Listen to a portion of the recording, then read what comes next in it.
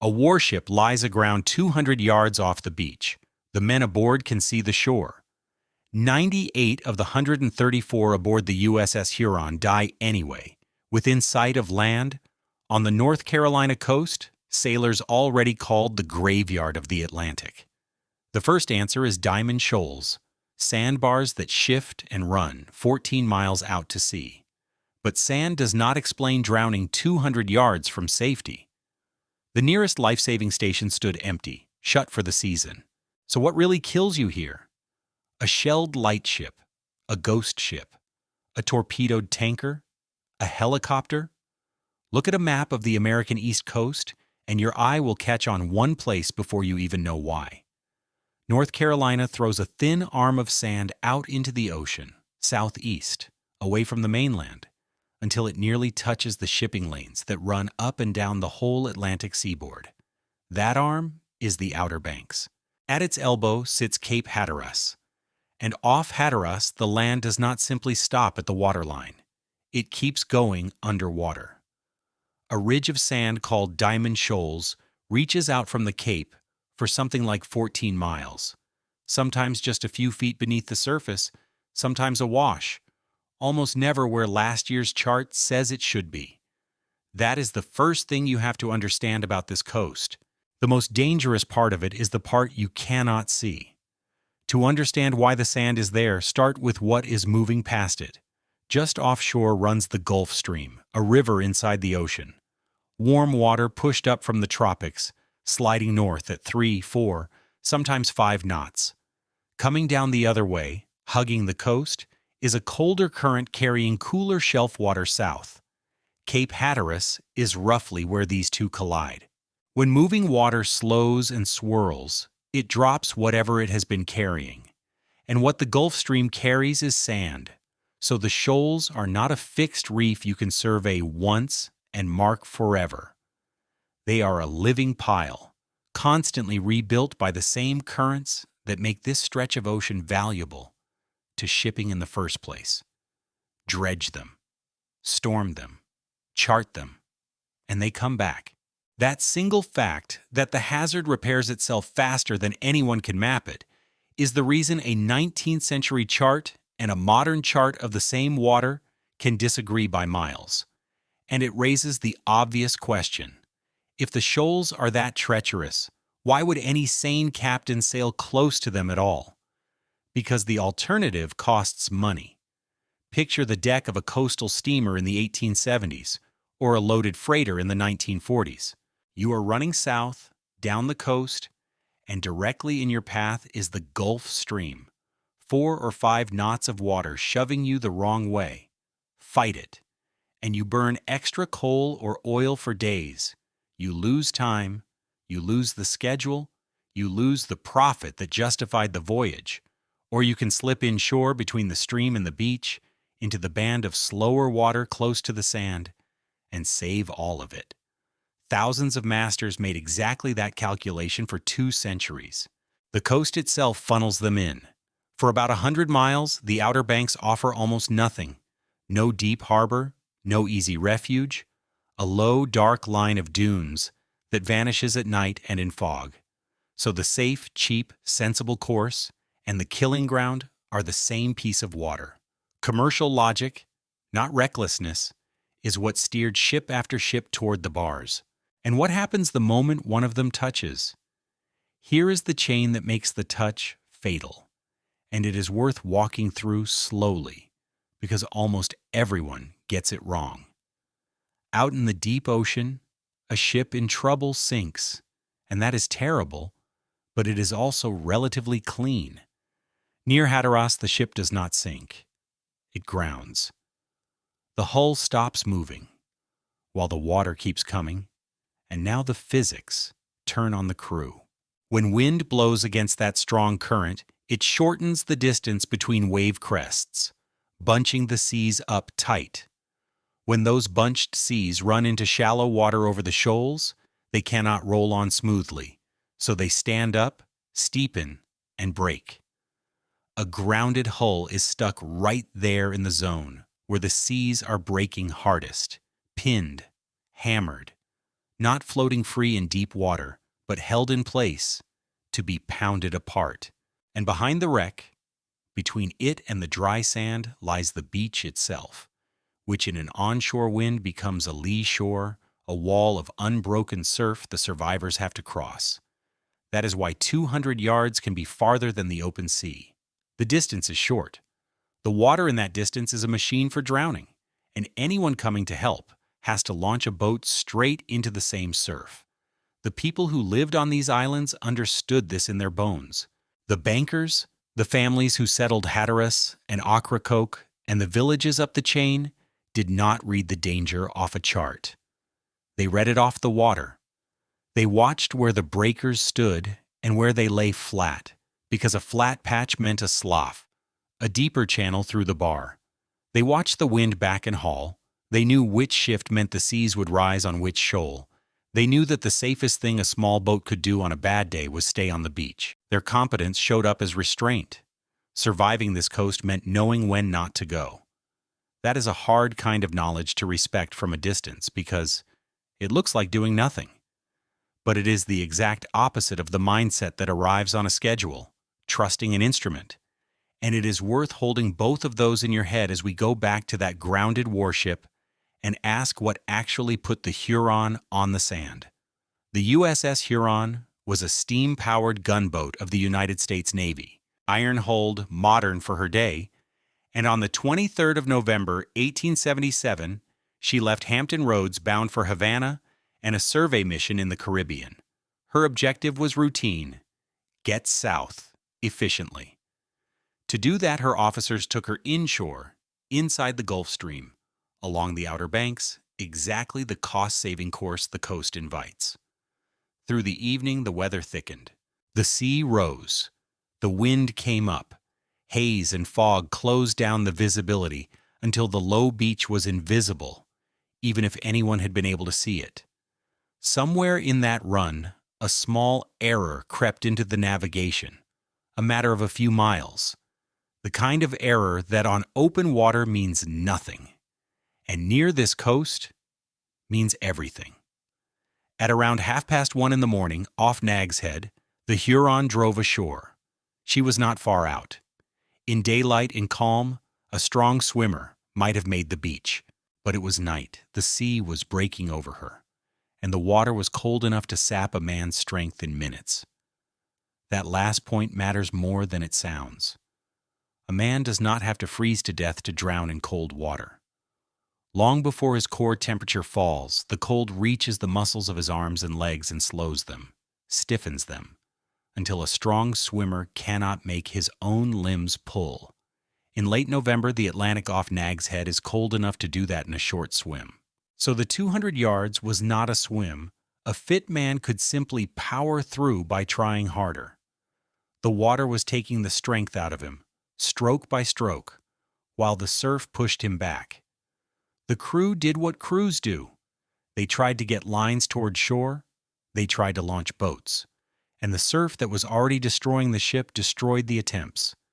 And here is the part that turns a shipwreck into an indictment.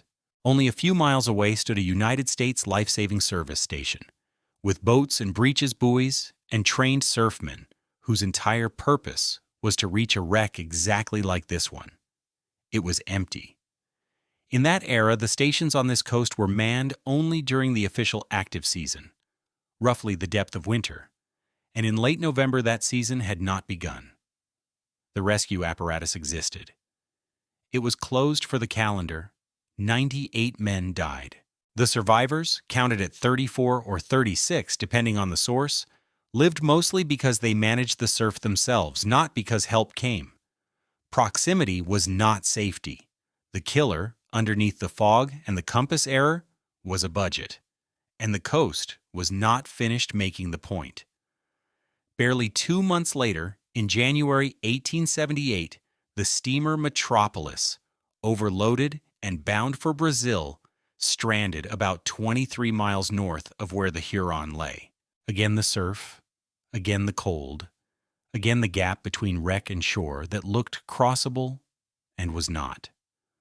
Roughly 85 more people died. Two disasters, a few weeks apart on the same stretch of sand, both within sight of land, were too much for the public to swallow as bad luck. Congress acted.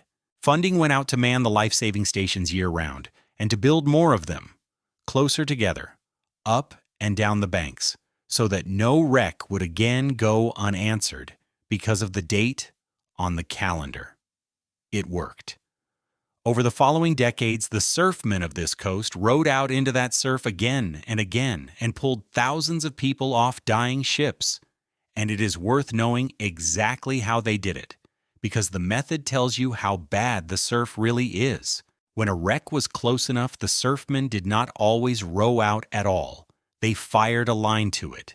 They hauled a small cannon, a Lyle gun, down to the beach and shot a light projectile trailing a rope out over the stranded ship.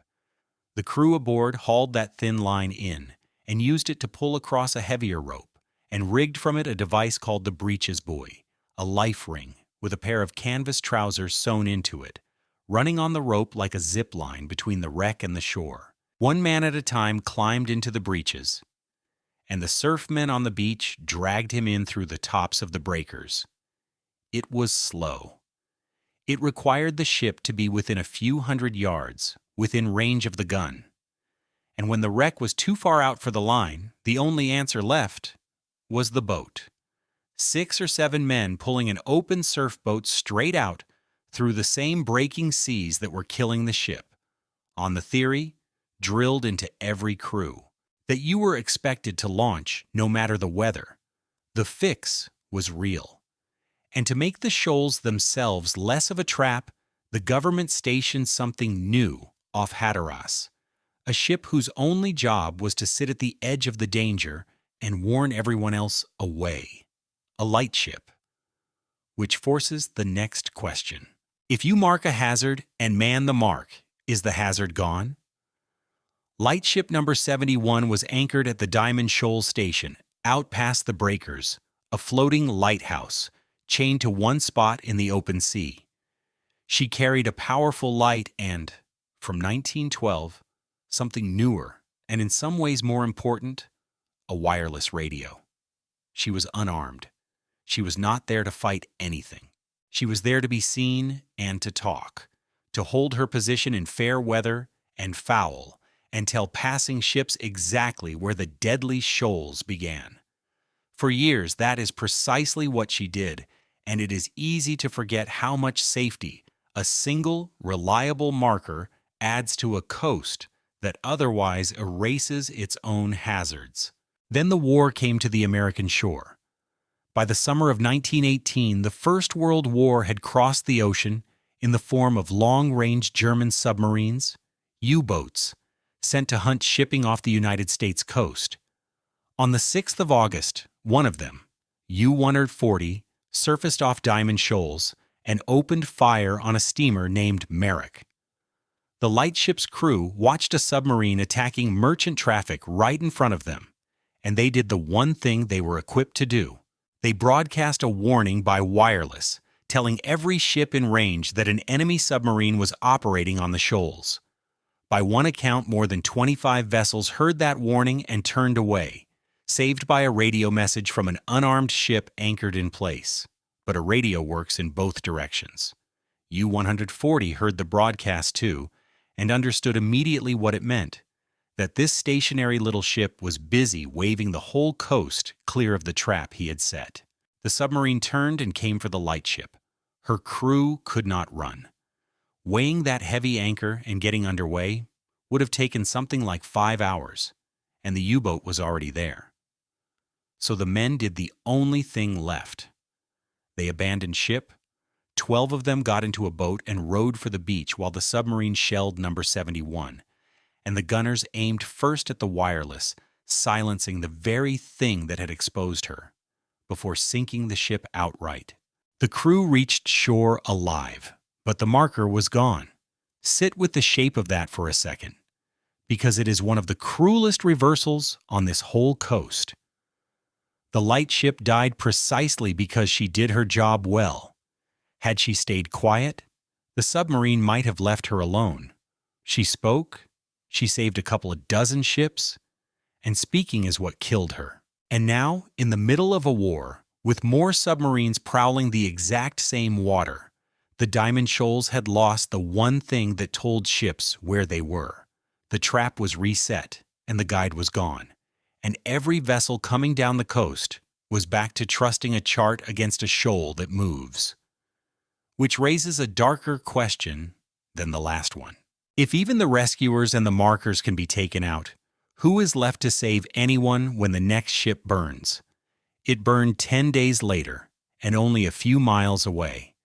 On the 16th of August 1918, the British tanker Merlot was steaming off the Outer Banks, off Wimble Shoals, loaded with fuel, when a violent explosion tore into her. Whether it was a torpedo from the submarine U-117 or a mine the submarine had laid is disputed to this day, and it did not much matter to the men aboard. She was carrying gasoline and refined oil. When a fuel tanker's hull opens, the cargo does not simply spill and sink. It spreads across the surface of the sea, and it catches. And now the water itself is on fire. A sheet of burning gasoline drifting on the swell around the sinking ship.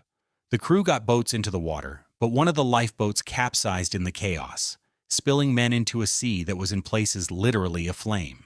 This is the moment the whole coast has been building toward, the moment a wreck happens within reach of the shore, and the question becomes not whether the ship can be saved, but whether anyone can reach the people in the water in time. On the beach at Chicamacomico stood one of the stations Congress had funded after the Huron and the Metropolis, and its keeper was a banker named John Allen Midget from one of the old life-saving families of the island. He and 5 surfmen ran their motor surf boat number 1046 down into the breakers. The surf they had trained in their whole lives was bad enough on its own.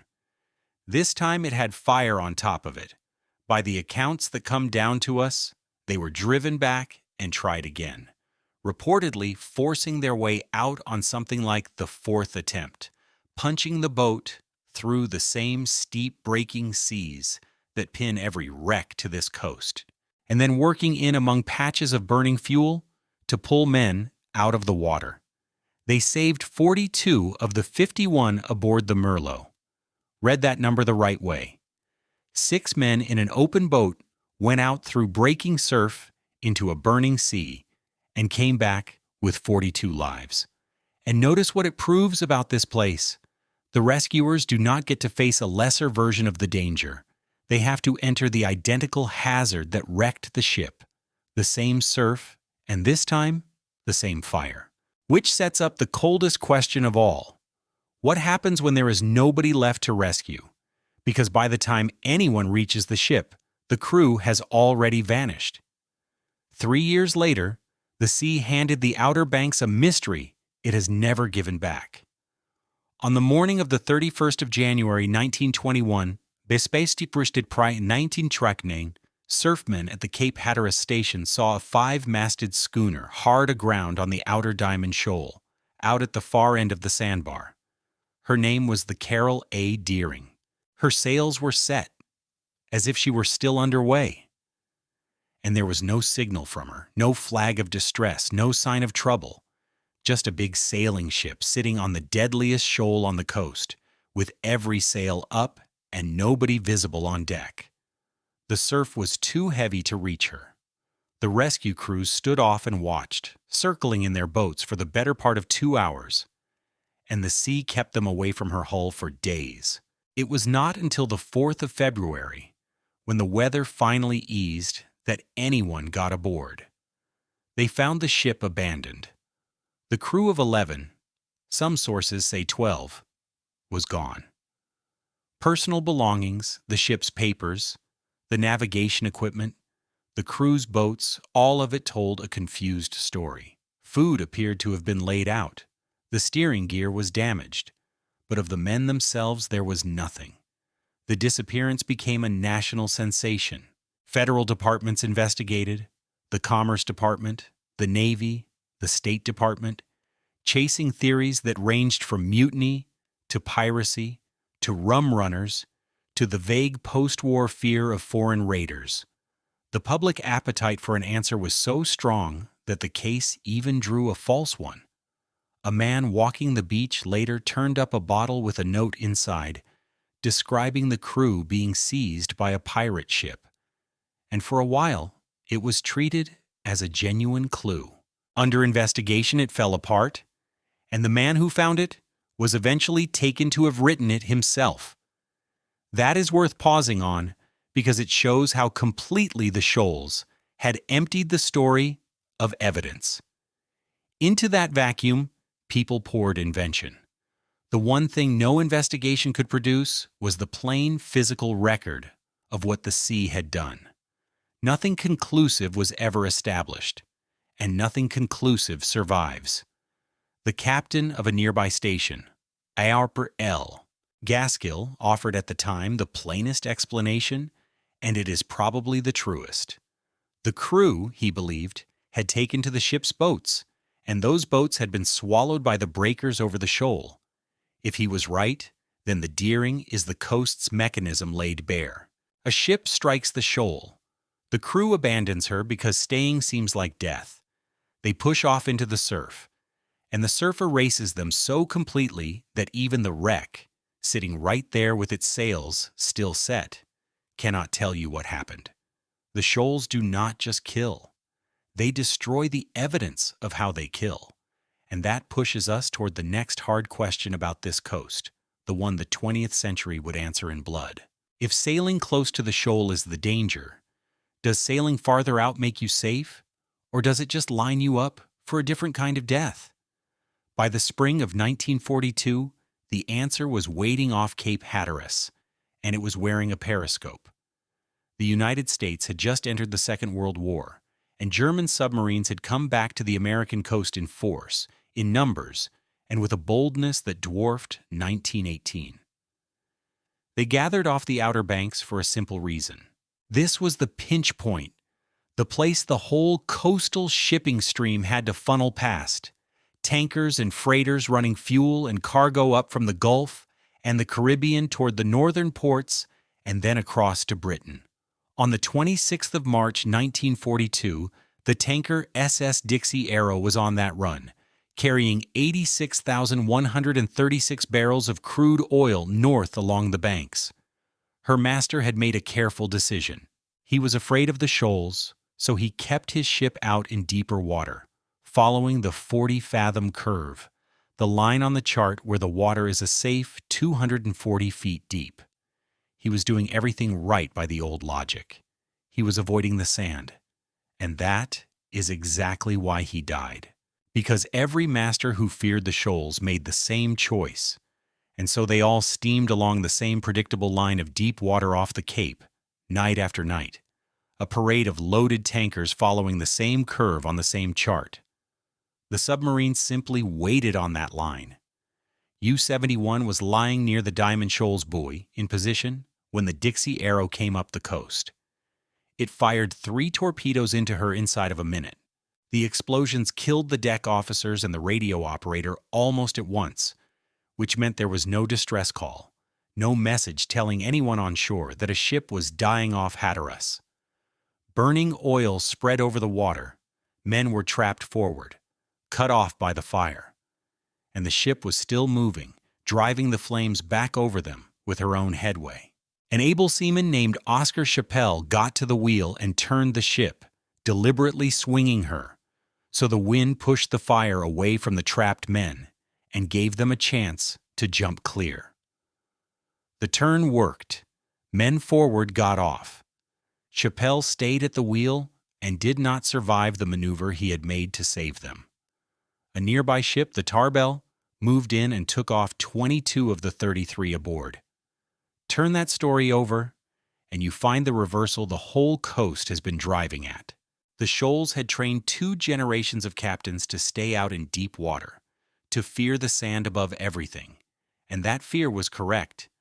But by the 1940s, the sensible response to one danger had built a new one.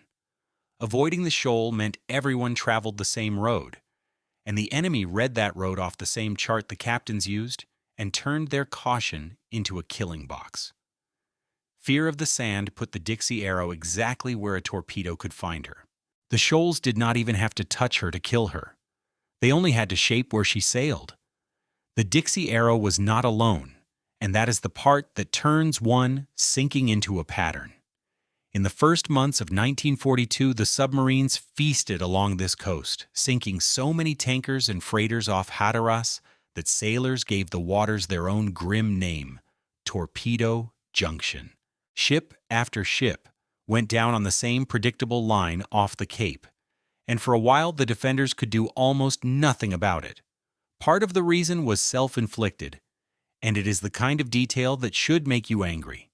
The coastal towns and resorts kept their lights burning at night, unwilling to lose the business a blackout would cost, and a lit shoreline is a backdrop. A submarine lying offshore in the dark only had to wait for a tanker to cross between it and the glow of the coast, and the ship stood out in silhouette, a black shape on a bright horizon, perfectly aimed. The fix, when it finally came, was not a new weapon. It was organization and discipline. The coast was ordered dark, the lights dimmed and screened, so ships no longer showed against them, and the loose parade of single vessels was gathered into escorted convoys that moved together under protection, instead of straggling one by one up the same curve. The sinkings off the Outer Banks fell away. The mechanism the shoals had created, the single predictable line, was finally broken not by defeating the sea, but by refusing to keep feeding ships into it one at a time. And now we come to the modern world, where the argument is supposed to be over, because now we can see the danger coming days in advance. Storms are forecast. Satellites track them. Warnings go out. Does knowing exactly where the danger is, and exactly when it will arrive, finally break the pattern this coast has repeated for 2 centuries? In October 2012, the ship that tested that question was not a warship or a tanker, but a wooden sailing ship, a 3-masted replica of HMS Bounty, built in 1960 for a film and sailed for decades afterward as a working tall ship. On the 25th of October, she left New London, Connecticut, and headed south down the coast, into the Atlantic, at a moment when the whole eastern seaboard was watching a hurricane. Sandy had reached hurricane strength the day before. Its track was forecast, broadcast, mapped, argued over on every television in the country. The captain, Robin Walbridge, sailed easy in Somaiwos, Wabram Walbin, Rouse sailed anyway, over the concerns of some of the crew on the reasoning that a ship is safer at sea with room to maneuver than tied to a dock where a storm surge can smash her. It is a real argument among sailors. It assumes the ship can outlast the storm. This one could not. Out in the Atlantic, roughly 90 to 130 miles southeast of Cape Hatteras, the Bounty ran into the enormous weather system she had sailed toward. An old wooden hull works in a heavy sea, the planks flexing, the seams opening, and water came in faster than the pumps could throw it out. As the water rose, it reached the engines and the electrical systems and killed them, which killed the pumps, which meant the water only rose faster. 10 feet and more of it flooded into the ship in the dark. She began to heel over, in gusts near 100 miles an hour, and the crew of 16 ran out of options one at a time, until the only choice left was the water. This is the moment where 2 centuries of history and all the technology of the present meet. Because this time, help was already moving. A rescue on this coast does not begin when the helicopter appears overhead. It begins with a signal. The Bounty's crew got word out before the end, and the Coast Guard received it. And now a chain of decisions and distances had to unwind. From the air station at Elizabeth City, on the North Carolina mainland, aircraft launched into the edge of a hurricane. The order of operations matters, because it is what a rescue at this distance actually looks like, and it is nothing like a helicopter simply appearing. First, a fixed-wing plane, a C-130, had to fly out and find the ship, or what was left of her, in a storm at night. and orbit overhead as a relay and a marker, because the helicopters that would do the lifting did not have the range to loiter and search on their own. The ship's position had to be pinned down, the survivors located in the water and the rafts, and only then could the helicopters come in on a fix, do their work fast, and turn for home before they ran out of fuel. Every one of those steps burned time, and the ship was already going down while they happened. Consider what the crews flew into: gusts near 100 miles an hour, seas running in ranges no rescue swimmer wants to describe, darkness, and then the gray chaos of dawn in a storm. The Bounty went down and put her people into the ocean, some in life rafts, some in the water, scattered on the swell in survival suits. 3 Jayhawk helicopters worked the scene, and their rescue swimmers went down into that sea again and again, and their hoist operators lifted person after person up out of the waves on a thin steel cable, while the aircraft bucked in the wind. They saved 14 of the 16. Read against the Huron, that number is staggering. In 1877, 200 yards of surf killed 98. In 2012, 100 miles out in a hurricane, trained crews pulled 14 of 16 out of the open Atlantic, but not all of them. Claudine Christian, a member of the crew, was found in the water hours after the others, about 10 hours later, and could not be revived. And Captain Robin Walbridge, the man who had made the decision to sail, was never found at all. The sea off Hatteras kept him the way it kept the crew of the Deering. Afterward, the National Transportation Safety Board investigated, the way federal departments have investigated wrecks on this coast since the Huron, and its finding was blunt. The probable cause was the captain's decision to sail a wooden ship into the well-forecast path of a hurricane. Not a failure of the forecast. The forecast was right. The forecast was excellent. Everyone knew where Sandy was and where it was going. The information was perfect, and the ship sailed into it anyway. That is the final reversal, and it is the one that ties the whole coast together, so hold the others in your mind as it lands. The Huron proved that being close to shore is not the same as being safe. The lightship proved that marking the danger can cost you the marker. The Merlot proved that the people who come to save you have to enter the same fire. The Deering proved that the shoals can erase the evidence of their own method. The Dixie Arrow proved that the sensible way around one danger can line you up perfectly for another. And the Bounty proves the last and strangest thing. Forecasting did not remove the danger. It removed the ignorance. In 1877, men died because they could not see the coast in the fog, and did not know a station stood empty. In 2012, people died in front of a forecast that told them exactly what was coming. Knowledge went up. Exposure did not go down. And there is a quieter, more uncomfortable point folded inside it. The better the rescue gets, the more risk people are willing to accept, because somewhere in the back of the mind is the knowledge that the helicopters will come. Capability does not only save people, it also tempts them out. None of this has gone away. The Gulf Stream still runs north past Cape Hatteras at 4 or 5 knots, and the cold water still runs south to meet it, and where they meet the sand still falls out and rebuilds Diamond Shoals faster than anyone can chart it. Ships still crowd past the Cape because the geography still funnels them in. And the coast is still low and dark and short of harbors for 100 miles.